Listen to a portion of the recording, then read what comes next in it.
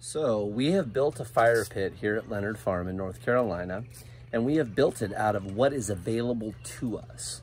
What is available to us is an old Weber barbecue.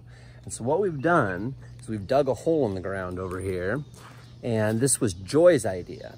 And what we've achieved, as you can see, is the bottom of the Weber barbecue creates the bottom of our fire pit, pardon the chickens and roosters.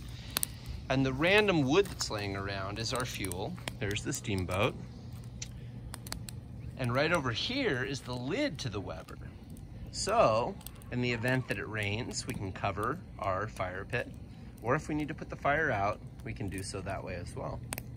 Now we have a budget RV fire pit that will serve us quite well at our docking point here in North Carolina. And our front yard has a great view of our fire pit.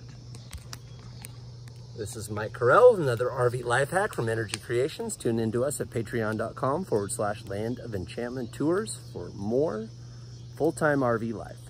Thanks.